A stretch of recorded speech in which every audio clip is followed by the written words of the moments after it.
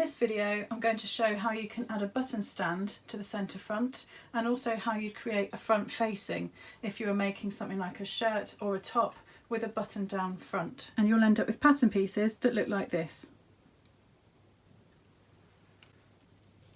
I'm going to start by moving the dart into the underarm position, and I'm going to use the pivot technique which I've shown in one of my other videos.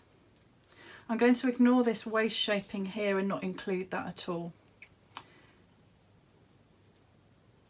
To pivot this dart into the underarm position, I need to mark on my block where I want the dart to go, and then trace around the block starting from the right hand leg of the dart that I'm getting rid of. And I'm going clockwise, coming across at the waist, ignoring the waist shaping, and stopping where I get to this point here, which is where I want my new dart position to be. In order to close the dart, I'm going to pivot the block. So put your pencil in the bust point at the end of the dart, pivot the block until the left dart leg meets the right dart leg position, and then draw the rest of your block from where you want your new dart to go and where you've marked on your block here.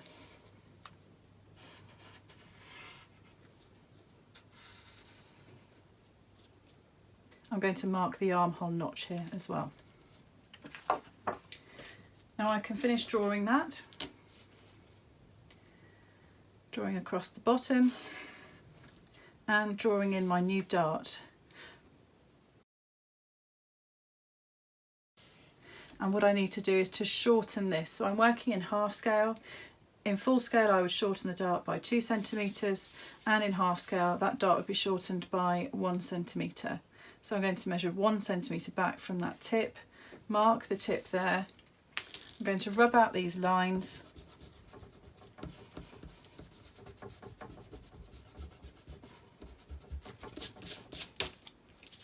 and redraw the dart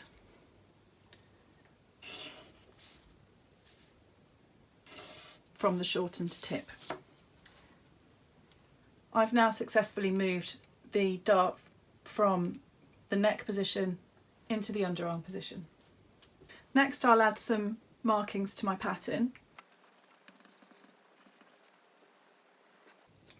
This is the centre front line here, and if this was a shirt, this or top with buttons, the buttons would sit down that centre front line.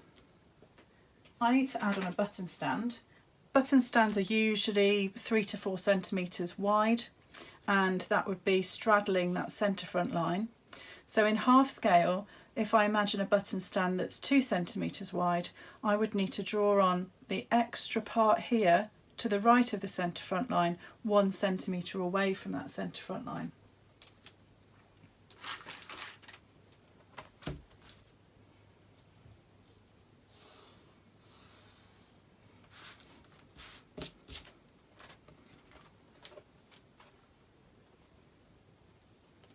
And now I'm also going to mark on where the buttonholes would sit.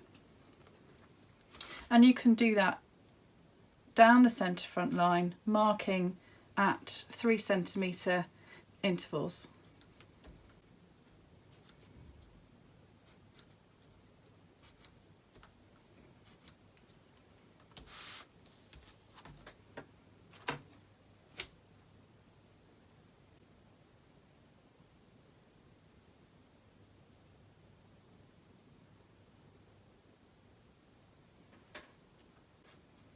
I would need my buttonhole to extend around 2 millimetres to the right of the centre front line and extend further into the garment towards the left, and that would indicate the correct position of the buttons.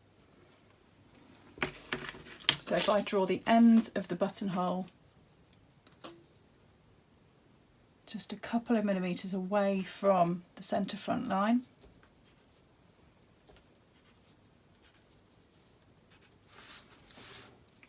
and I can remove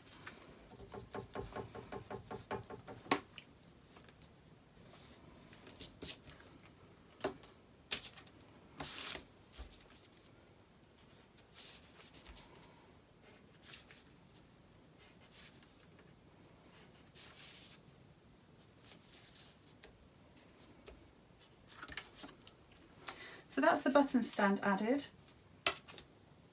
I'm also going to add the seam allowance at this point.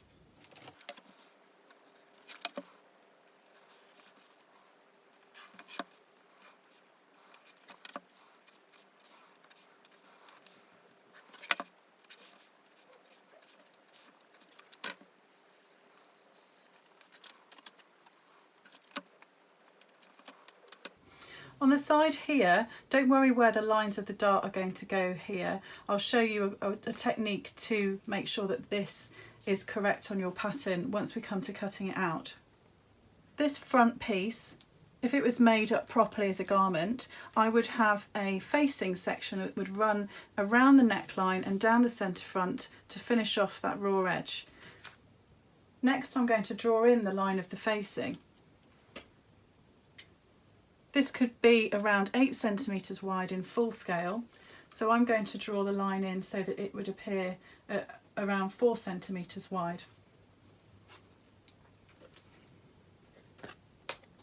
And that would be the width as measured from this line here, which will be the end of the garment, so that would be your button stand. So I draw it from the outer edge of the button stand, measuring 4 centimetres in depth. If I draw that with a dashed line, and then that will indicate that facing around there, and then also measuring the same distance, that 4 centimetres width from the neckline, and then I want to just create a nice curve around here to finish that off.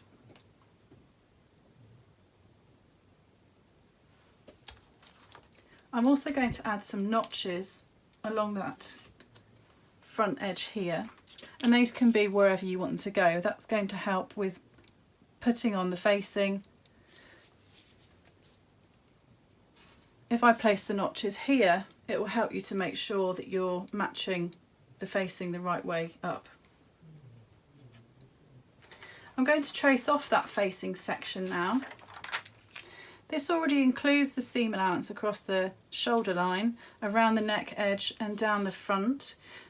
I don't need to have a seam allowance along this inner edge here, because if this was made into an actual garment, this edge here would be edge finished in some way, either with overlocking, binding or turning and stitching that raw edge.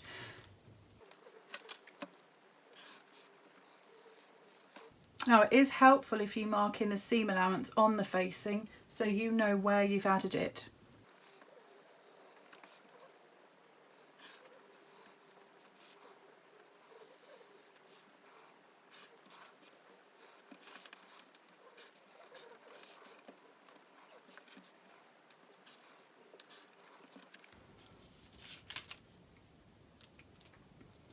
I've now traced off the facing section, and I can just add some markings to that.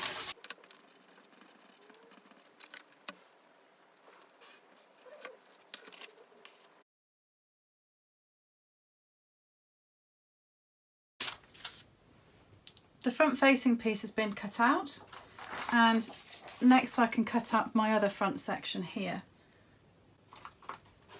I'm going to cut all the way around and leave an area here and just cut that area there slightly wider so I can make sure that I'm cutting it correctly for the dart, and I'll show you that part in just a second.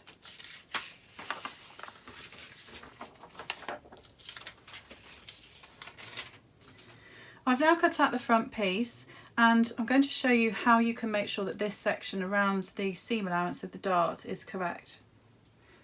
And to do that, you need to actually close the dart up. So I'm going to fold along this leg of the dart here and bring that leg as if to close the dart up, matching that point there to there. So that's how the dart would end up sitting once it was sewn. And then all you need to do is just cut along the seam allowance with the dart closed,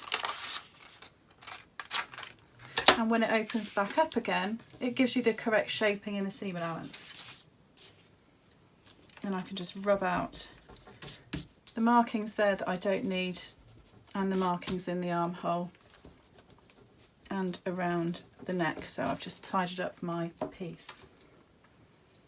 I can also extend the dart legs into the seam allowance.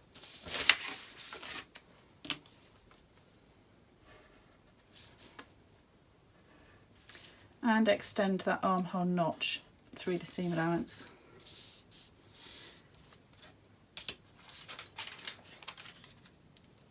You'll have two pattern pieces, the front piece and the front facing.